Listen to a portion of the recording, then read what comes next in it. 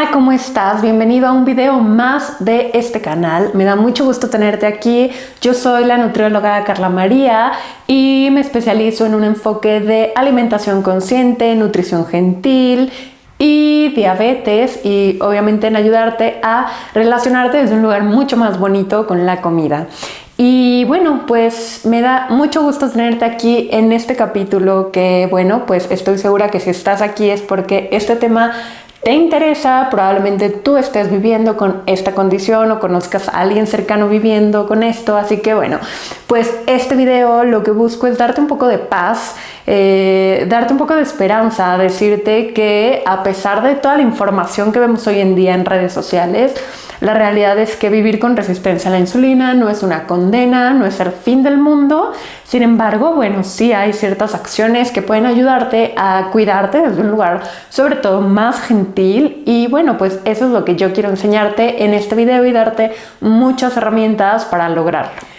Bueno, lo primero que me gustaría platicarte un poquito es acerca de qué es la resistencia a la insulina, porque hoy en día, bueno, yo al menos me meto a redes sociales y me salen millones de videos dando consejos para mejorar tu glucosa en sangre, para mejorar tu insulina en sangre, para revertir la resistencia a la insulina, para nunca tener diabetes, etcétera, etcétera. Y creo que todo esta nueva moda de hablar de esto surge a raíz de un libro que se llama La Revolución de la Glucosa.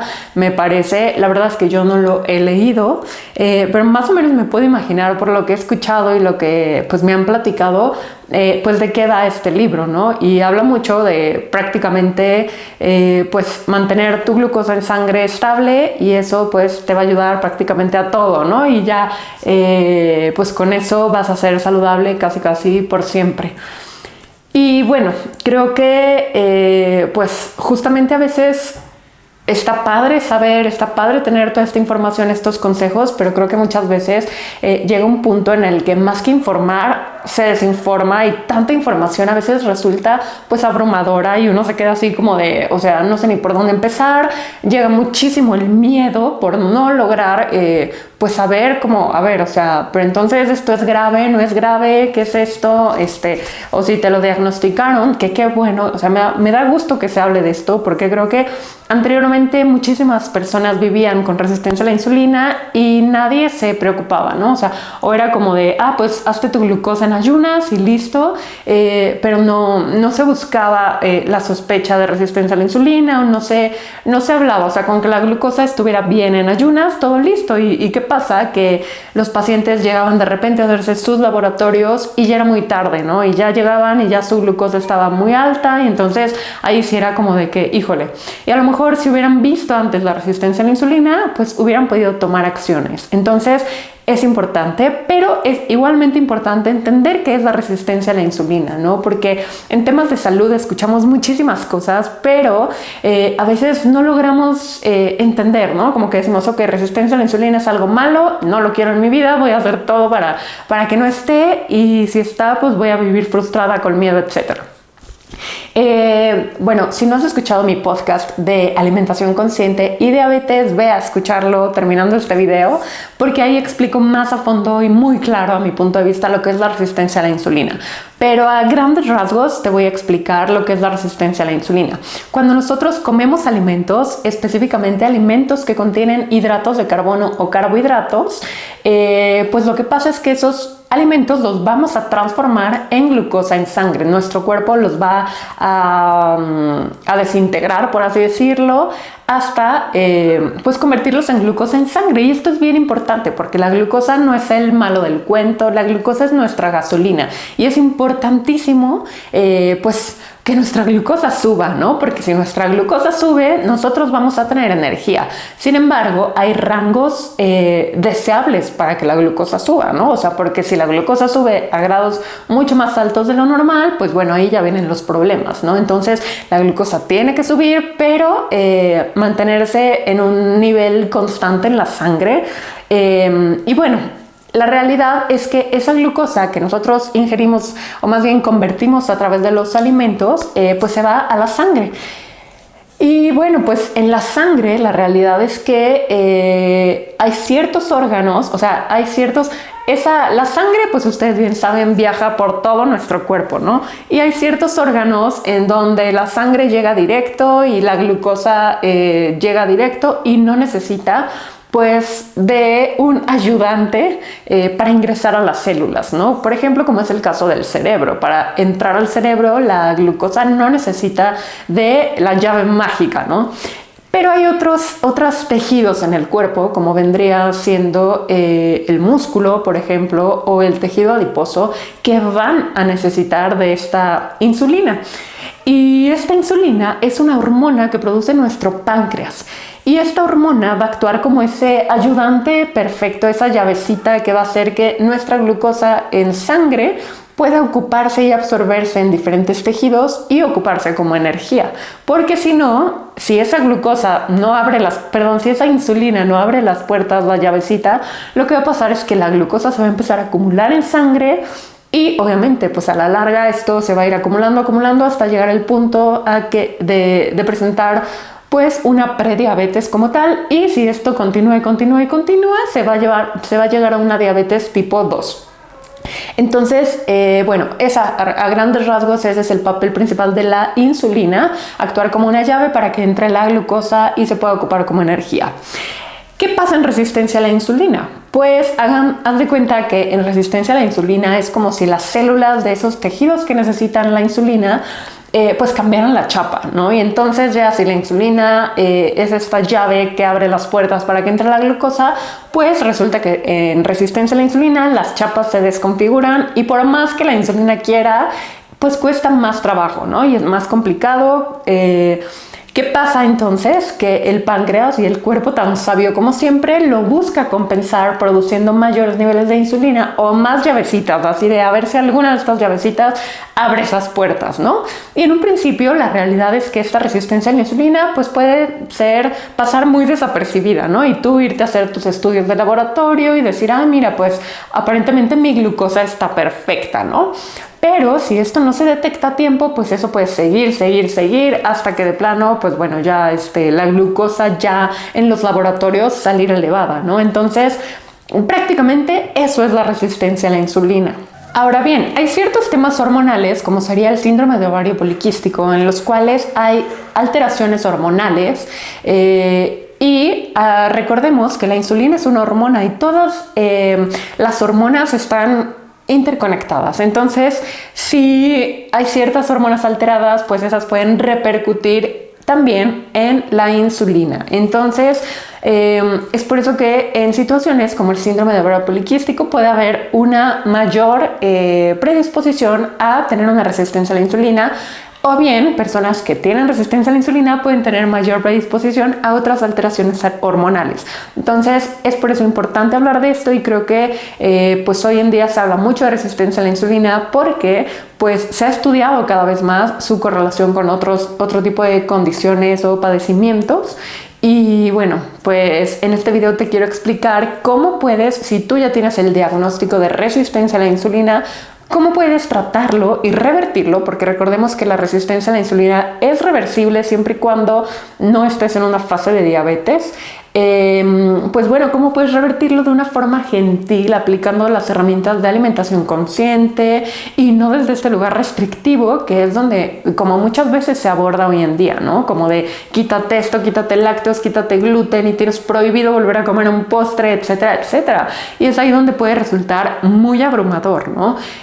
Porque aparte, o sea, sí, tú puedes estar restringiéndote 20,000 alimentos, pero si eso te está poniendo en una situación de mayor estrés y está comprometiendo tu salud mental, eso también puede estar empeorando la resistencia a la insulina, porque recordemos que somos un todo. No es nada más importante lo que comemos o el ejercicio que hacemos, sino un todo. Y si no cuidamos también todas las esferas, o sea, tanto nuestro cuerpo físico como nuestra salud mental, salud emocional, incluso la espiritualidad, pues bueno, va a haber un desbalance. Bueno, recordemos que la alimentación consciente y la nutrición gentil buscan pues justamente que nos relacionemos con la comida desde un mejor lugar, siendo capaces de conectar con nuestro cuerpo a la hora de comer, de atender nuestras necesidades, pero desde un lugar amistoso, desde un lugar gentil, desde un lugar flexible y no como el método tradicional de pues tienes que comer de una forma súper cuadrada, seguir recomendaciones súper intensas que sacrifiquen pues la parte emocional, la parte social. Si recordamos que la alimentación es un factor biopsicosocial, es decir, sí comemos por razones principalmente físicas, pero no podemos olvidar que también la alimentación en la parte social y emocional tiene un papel súper importante. Entonces, justamente se busca a través de la alimentación consciente y la nutrición gentil, pues tomar en cuenta todas las otras partes. Y bueno, pues para hablar de alimentación consciente en resistencia a la insulina, vamos a empezar hablando de alimentación consciente.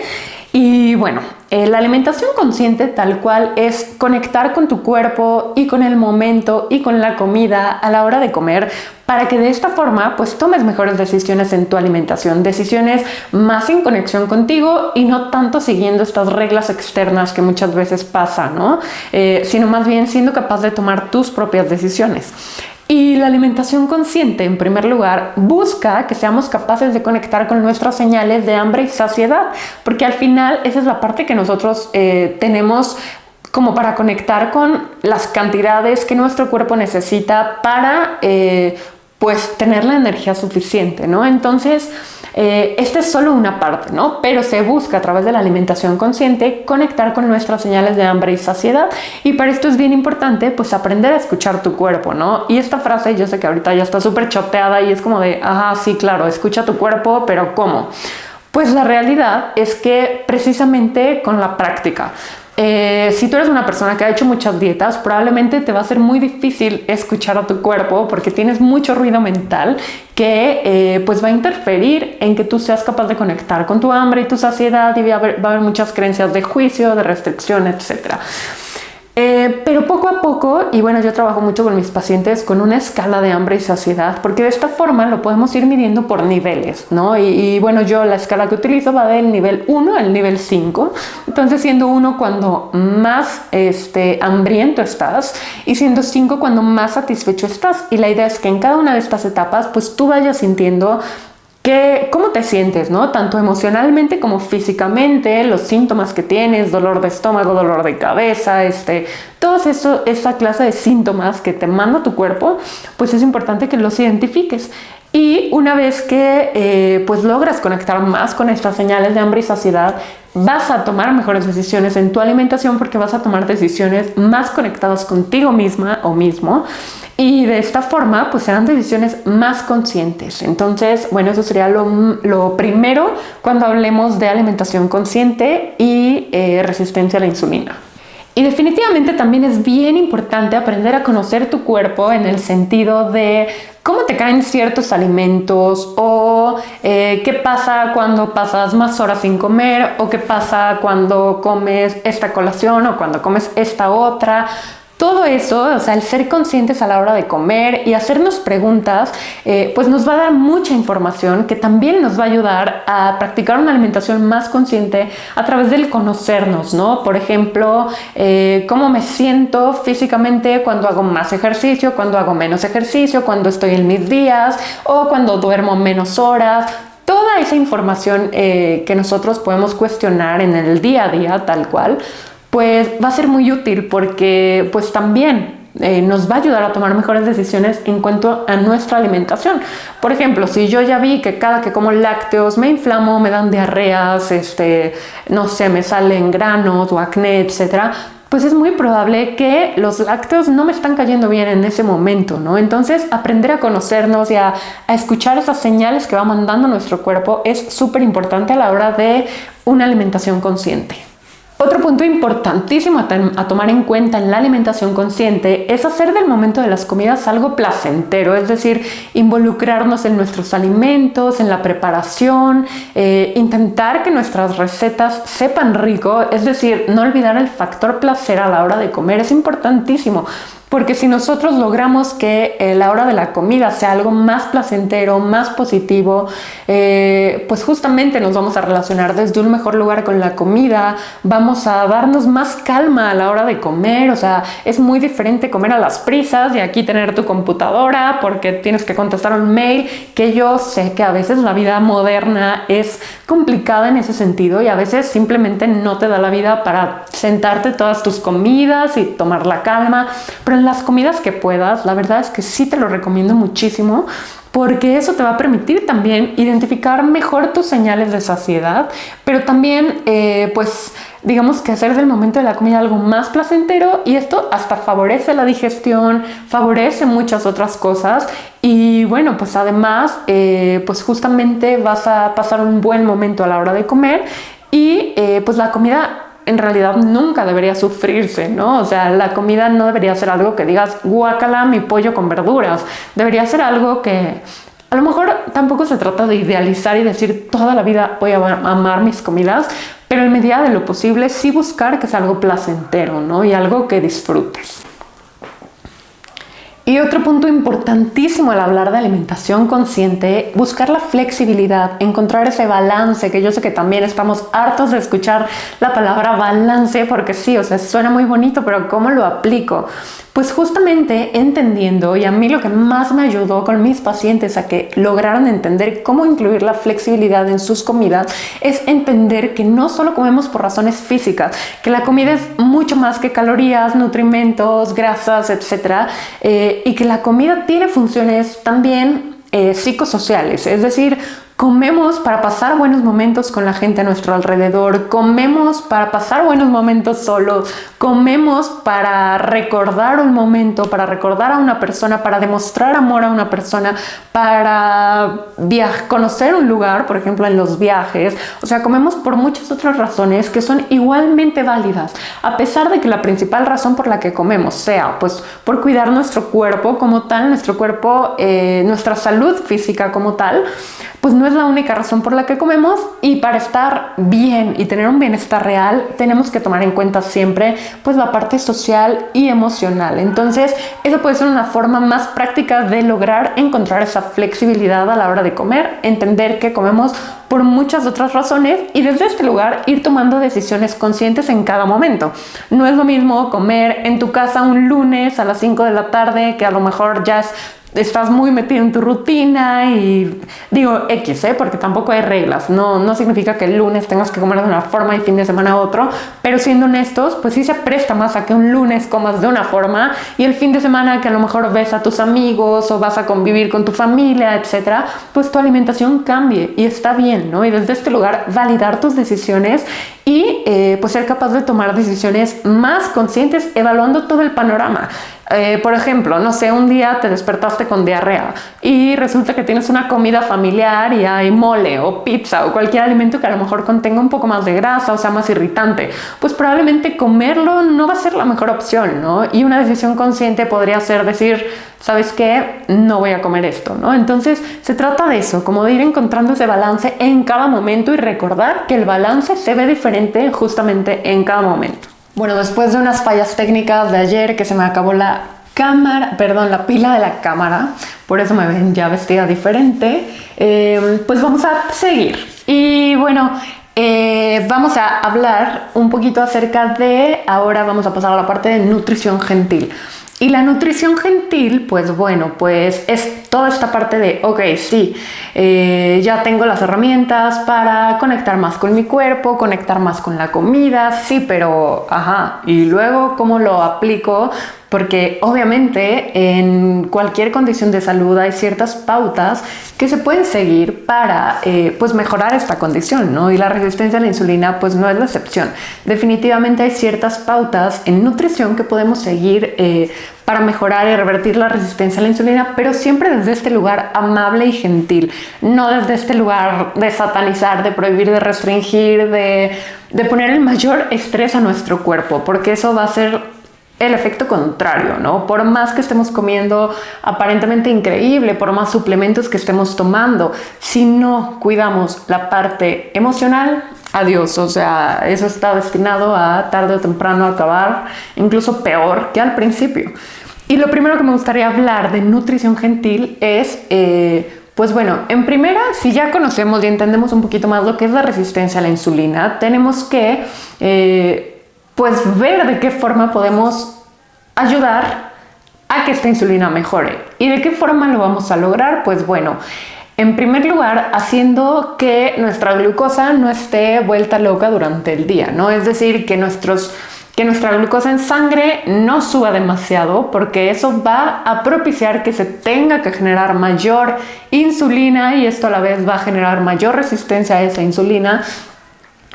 Incluso se pueden estar formando picos de glucosa en sangre, que eso pues va a perjudicar, ¿no? Entonces, lo que se va a buscar en la resistencia a la insulina es que los niveles de glucosa en sangre se mantengan lo más estable posible a través de la alimentación. Pero algo importante de decir, y esto aplica pues en cualquier situación en la cual haya que prestar atención a nuestra glucosa en sangre, es que sí hay ciertas cosas que nosotros podemos hacer, pero al final los niveles de glucosa en sangre que vamos a tener dependen de muchas cosas, incluso fuera de nuestras manos. Entonces es como la salud. La salud, sí hay ciertas cosas que podemos hacer que a lo mejor sí están en nuestras manos, pero la mayor parte de lo que depende de la salud de una persona no está en nuestras manos y ya depende más de contexto social, genética, niveles hormonales, entre muchas otras cosas. Entonces, cuando hablamos de controlar la glucosa en sangre, pues en realidad no se puede controlar como tal, ¿no? Se puede, pues, regular, por así decirlo, o buscar mantener más estable. Y como te decía, en nutrición gentil yo aplico mucho más con mis pacientes, poner el foco en lo que vas a meter para ayudarte y sentirte mejor físicamente, en el sentido, en este caso, mantener tus niveles de glucosa más estables, saber qué alimentos pueden ayudarte en este sentido. Por ejemplo, los alimentos con fibra. La fibra es un nutrimento importantísimo porque nosotros cuando comemos fibra, pues obviamente tardamos más en absorberla, ocupa más espacio en el estómago y también pues es, por así decirlo, más difícil de digerir, por lo tanto su metabolismo va a ser más lento y al retrasar esta absorción, pues eso va a ayudar también a retrasar la absorción de otros nutrimentos que se convierten en glucosa. Por lo tanto, en lugar de subir rápido la glucosa, va a ir subiendo más lento y se va a mantener estable por más tiempo. Es por eso que la fibra es súper importante. También es súper importante pues incluir alimentos con proteínas, porque la proteína también es un nutrimento que nosotros tardamos más en digerir, por lo tanto ocupa mayor espacio en el estómago, nos da mayor saciedad y también ayuda a retrasar la absorción de los carbohidratos, y lo mismo pasa con las grasas. Entonces, bueno, pues yo no me enfocaría tanto en evitar y prohibir y esto jamás lo voy a comer, sino enfocarte en que tus comidas sean lo más completas posible, enfocarte en añadir y no en restringir. Y definitivamente en resistencia a la insulina hay ciertas pautas de alimentación que se pueden seguir desde un lugar gentil, amable y flexible siempre. Por ejemplo, una recomendación muy común que vemos incluso en redes sociales y que la verdad es que a mi punto de vista pues no habla de restringir, sino incluso de sumar, y es acompañar tus fuentes de hidratos de carbono con alguna fuente de grasa o proteína. Entonces, en lugar de comerte, no sé, tu plato de fruta, pues a lo mejor le agregas queso cottage y esto va a hacer que tengas mayor saciedad y aparte que tu glucosa en sangre pues se mantenga más estable, ¿no? O te comes tu manzana, pero aparte te comes un puñito de nueces o almendras, y esto también va a retrasar la absorción del carbohidrato de la manzana para que pues tu glucosa en sangre se mantenga más estable. Y para esto, pues bueno, lo primero que yo recomendaría es conocer el efecto de los alimentos en la glucosa en sangre, porque si sabemos cómo van a actuar los alimentos en la glucosa en sangre, pues es más fácil que tengamos más información para tomar mejores decisiones. Y no desde este lugar de jamás te comas algo con azúcar porque te va a subir la glucosa muchísimo, sino más bien, y como yo siempre lo manejo, es cómo puedo optimizar mi alimentación para, pues, mejorar mi salud física o mi bienestar físico como tal, pero sin descuidar la parte, como ya les comentaba, de vida social, salud emocional, etc. Entonces, es importante decir que los alimentos que van a tener un efecto en la glucosa en sangre son los alimentos que contienen hidratos de carbono o carbohidratos. Y justamente en el episodio de mi podcast de diabetes, pues te dije todos los alimentos, así que si no lo has visto, te recuerdo ir a verlo porque ahí profundizo mucho más en todo esto. Pero bueno, es importante identificarlos. Hay muchos alimentos que contienen hidratos de carbono que a veces ni siquiera sabemos. Y no desde este lugar de no comerlos, porque recordemos que la glucosa es nuestra gasolina. O sea, si tú no le pones gasolina a un coche, no avanza y se atrofia. Pues lo mismo pasa con nuestro cuerpo. Necesitamos los carbohidratos para convertirlos en glucosa y tener suficiente energía. Sin embargo, hay que aprender a optimizar estos carbohidratos en nuestra alimentación para evitar estos picos de azúcar o glucosa en sangre y hacer que nuestra glucosa se mantenga lo más estable posible pues durante el día. Otra recomendación que se ve mucho en redes sociales, que bueno, a mi punto de vista es una recomendación que tiene que dejar espacio para la flexibilidad y tiene que acomodarte a ti, y es dejar los alimentos pues más dulces, por así decirlo, como en este caso sería la fruta, hasta el final, porque de esta forma, si tú ya te comiste, por ponerte un ejemplo, en el desayuno, tu huevo con verduras y aguacate, y probablemente te comiste, no sé, una tortilla de maíz o una rebanada de pan integral, por ponerte un ejemplo, pues todos estos alimentos van a, de alguna forma, amortiguar, por así decirlo, o retrasar la absorción del azúcar de la fruta. Y de esta forma, pues, es menos probable que se haga un pico de glucosa y es más probable que tu glucosa se mantenga más estable. Sin embargo, esta recomendación hay que tener mucho cuidado, porque a veces, si nos tomamos este tipo de recomendaciones como ley, es donde puede venir a veces lo conflictivo en nuestra relación con la comida, ¿no? Y creer que el día que no me coma la fruta al último ya es mi condena casi, y no es cierto. Recordemos que la alimentación tiene que ser flexible sí o sí. Entonces, o sea, son ciertas cosas que cuando puedes implementar, ¿no? O sea, pero tampoco es como una ley, o tampoco es como que el día que no lo hagas eres la peor persona del mundo, ¿no? Y entonces es ahí donde hay que tener más conciencia y saber discernir. Algunas otras recomendaciones que te pueden ayudar en este sentido es intentar que la mayoría de tus alimentos sean alimentos pues más frescos, en su versión más natural, menos procesados como tal, que no es que los procesados estén mal, ojo. Sin embargo, pues bueno, podemos enfocar que la mayor parte de nuestros alimentos pues estén en su forma natural, o sea, frutas, verduras, semillas, pues no sé, tortillas, por ejemplo, o sea, alimentos así más frescos, por así decirlo.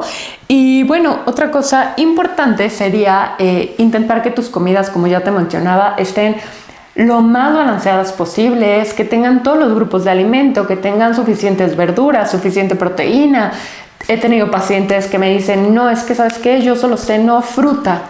Y no es que la fruta esté mal, repito, sin embargo, es mejor si te enfocas en hacer tus comidas más completas y añadir suficiente proteína. Es mejor, y no únicamente por el tema de la glucosa, sino por el tema que vas a tener más nutrimentos, vas a tener suficiente saciedad, que eso también va a hacer que puedas conectar más con tu hambre y tu saciedad, y también vas a proteger más tu masa muscular. O sea, son múltiples beneficios de hacer tus comidas más completas. Entonces, eso es bien importante.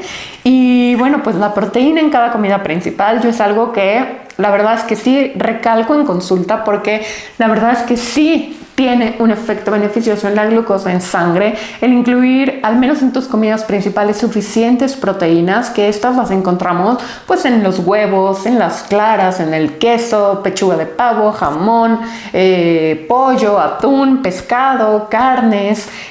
Todas estas son proteínas de origen animal. Definitivamente, si eres una persona vegana, se puede también. Nada más sí te recomendaría buscar asesoría personalizada para asegurar que estás recibiendo las proteínas pues suficientes y que tus comidas están lo más balanceadas, sobre todo para evitar deficiencias.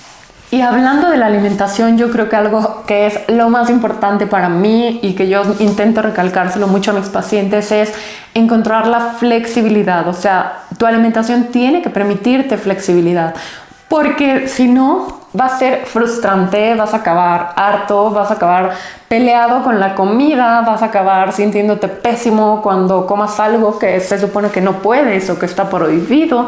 Y sobre todo recordando que así es la vida. O sea, no podemos tener el control de todo el tiempo, porque hay cosas que van a salir de nuestras manos. Entonces, si no nos permitimos esa flexibilidad y queremos ver la alimentación desde este lugar todo o nada, o como perfecto, de plano ya voy a ser pésimo y me voy a comer todo lo prohibido, pues bueno, va a ser bien difícil, sobre todo que sea algo sostenible y también pues conservar la parte de salud mental y vida social, ¿no? Entonces tenemos que encontrar ese equilibrio importantísimo.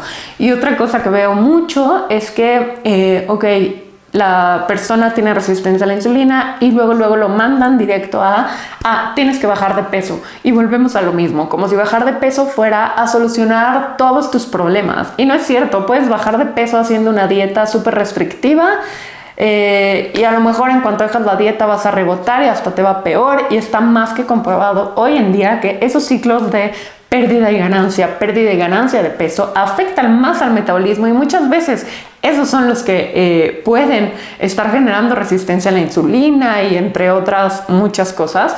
Entonces, pues bueno, a mi punto de vista yo nunca recomiendo poner el foco de ningún tratamiento en bajar de peso. Por múltiples cosas, o sea, por todo esto de que se ha visto que restringir al cuerpo sale peor, porque, pues bueno, el cuerpo obviamente quiere tener suficiente energía. Si tú te restringes, tu cuerpo entra en un estrés. Y entrar en un estrés metabólico es pues muy contraproducente porque al final te va a alterar más las hormonas, etc. Por otro lado, también entras en un estrés emocional porque es muy frustrante estar basando todo en un numerito que te va a dar una báscula que, bueno, pues recordemos que el peso de una persona depende de múltiples factores, contrario a lo que nos han dicho que únicamente depende de lo que comes y el ejercicio que hagas, ¿no? O sea, hay muchos factores que influyen en nuestro peso corporal y muchos incluso fuera de nuestras manos. Entonces, ¿en qué recomiendo poner el foco? En conductas que sí estén en tus manos, como pues optimizar tu alimentación con las recomendaciones que ya te di, conectar con tus emociones, validarlas, gestionarlas, aprender a gestionar tus emociones, un buen descanso, a lo mejor mover tu cuerpo de forma gentil, porque también esa es otra. A veces creemos que tienes resistencia a la insulina y entonces te mandan la recomendación de hacer ejercicio, pero a veces si no es un ejercicio gentil sale peor, porque también el ejercicio en exceso o a una muy alta intensidad puede meter a tu cuerpo en estrés. Entonces, si no nos empezamos a ver como un todo y trabajamos de forma pues integral en la parte de salud física, en la parte de salud emocional, en la parte de salud mental, espiritual incluso, la realidad es que va a ser difícil pues ver cambios, sobre todo pues duraderos, ¿no? O a largo plazo. Entonces yo en lo personal no recomiendo enfocarme en el peso. Y si bien es cierto que el peso puede estar asociado a la resistencia a la insulina, sobre todo específicamente el porcentaje de grasa, aún así no es lo único que influye en la resistencia a la insulina. Entonces, poner el peso ahí o creer que solo bajando de peso se va a mejorar todo lo demás es una mentira, porque incluso puede salir peor, puede comprometer tu relación con la comida, puede pues sí, justo que a la larga salga peor. Entonces es por eso que yo no recomiendo basarnos en el peso.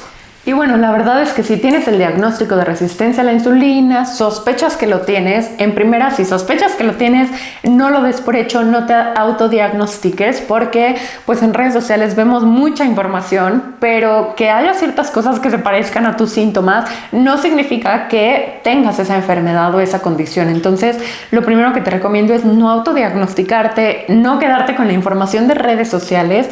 Y si tienes duda de cualquier cosa en cuanto a tu salud, busca ayuda profesional personalizada en cuanto a médico, nutriólogo, psicólogo, cualquier cosa que quieras atender. Es bien importante que busques ayuda personalizada, que no te asusten, que sean amigables, de preferencia que manejen este enfoque de pues una nutrición más gentil, no basada en dietas ni restricciones, etcétera, porque te aseguro que eso te va a ayudar más que hacer una dieta restrictiva, que te vas a acabar frustrada, estresada, etcétera, y pues nadie puede vivir en restricción toda la vida. Y bueno, pues como conclusión, quiero recordarte que vivir con resistencia a la insulina o tener el diagnóstico de resistencia a la insulina no es una condena, no es que ya tu salud valió, no es que te va a dar diabetes, no es que ya jamás vas a disfrutar la vida y vas a vivir a dieta, restricción, etc. Con el tratamiento adecuado y de forma integral, trabajando cada una de estas partes que ya te comenté, pues puedes tener muy, muy buenos resultados. Y bueno, pues igual sabes que si deseas podemos trabajarlo en consulta online personalizada. Yo Soy educadora en diabetes, entonces puedo ayudarte muchísimo a optimizar tus niveles de glucosa en sangre, pero desde este lugar mucho más gentil, trabajando con la alimentación consciente, nutrición gentil. Y bueno, pues si tienes cualquier duda, pues igual déjamela aquí en los comentarios. Y pues si te gustó este video, no te olvides de dar like, suscribirte, compartir con alguien a quien pueda servirle y activar la campanita para que te lleguen todas las notificaciones de los próximos videos que voy a estar subiendo. Me encuentras en redes sociales como Comer, Sanar, Vivir. Mil gracias por escucharme y nos vemos a la próxima.